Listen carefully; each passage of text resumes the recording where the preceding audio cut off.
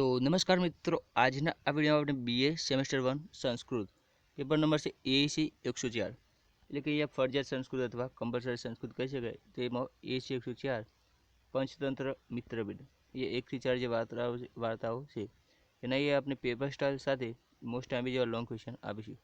તો જે તમારે 1 જાન્યુઆરીનો રોજ પેપર હશે તેમાં ખૂબ જ ઉપયોગી બની રહેશે. તો ચાલો હવે એચએનજી કોલેજ ટિપ્સ યુટ્યુબ ચેનલની સાથે આ વિડીયોની શરૂઆત કરીએ. હવે તો સૌપ્રથમ વાત કરીએ કે તમારે એસી 104નું જે પેપર આવશે એ કુલ 25 ગુણનું પૂછાશે. તો કઈ રીતના પેપર સ્ટાઇલ રહેશે એ પણ આપણે જોઈએ. હવે તો સૌપ્રથમ લોંગ ક્વેશ્ચન જોઈએ. તો અહીંયા તમારે લોંગ ક્વેશ્ચન પૂછાતો હશે 5 ગુણની અંદર. પ્રાણી કથાઓનો ઉદ્ભવ અને તેનો વિકાસની ચર્ચા કરો. તો પ્રાણી કથાઓના ઉદ્ભવ અને તેના વિકાસની ચર્ચા કરવાની રહેશે. લોંગ ક્વેશ્ચનની અંદર તમારે આ ક્વેશ્ચન 5 ગુણની અંદર પૂછાતો હોય. બીજો પણ ક્વેશ્ચન વાંચવાનો કે પંચતંત્રકારની શૈલી ચર્ચો. આ બંનેમાંથી બંને ક્વેશ્ચન તમારે પાકા તૈયાર કરવાના, જેથી તમારે ગમે તે એક ક્વેશ્ચન 5 ગુણની અંદર મળી રહે. નેક્સ્ટ ક્વેશ્ચન નંબર આગળ જોઈએ કે તમારે ક્વેશ્ચન નંબર 3ની અંદર કોઈ પણ એક ટૂંકનોંધો પૂછાતી હોય છે. 2 ટૂંકનોંધો આપી હોય એમાંથી એક લખવાની, પરંતુ અહીંયા આપણે 4 જેટલી આઈએમપી ટૂંકનોંધો આપીશું એમાંથી તમને આસાનીથી એક ટૂંકનોંધ 5 ગુણમાં મળી જાય.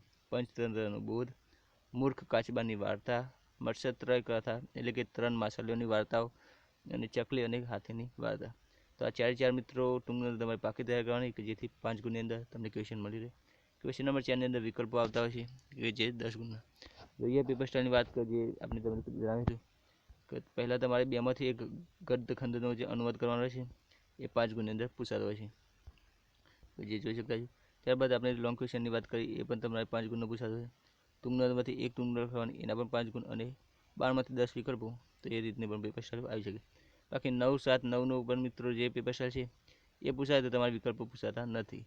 તો એ રીતે પણ તમારે લોંગ ક્વેશ્ચન અને આપણે જે આગળ આપ્યા એ પ્રમાણે આ ટૂંકનોંધો અને લોંગ ક્વેશ્ચન પણ તમારે પાકા તૈયાર કરી દેવાના, જેથી આપણે તમને જણાવીએ કે જે જોઈ શકાય લોંગ ક્વેશ્ચન પણ તમારે પાકા તૈયાર કરવાના રહેશે, જેથી સારા એવા માર્ક્સ તમારે એક્ઝામમાં આવી શકે. બાકી આ વિડીયો તમારે ઉપયોગી લાગ્યો હોય તો વિડીયોને લાઇક કરજો, અને આપણે ડિસ્ક્રિપ્શનમાં ટેલિગ્રામ અને વોટ્સએપ ગ્રુપની લિંક આપી દઈશું. જરૂરથી જોઈન કરી લેજો કે આગળ પણ તમને સેમેસ્ટર 1ની બીજી કોઈ અપડેટ હોય તો ત્યાં મળતી રહે.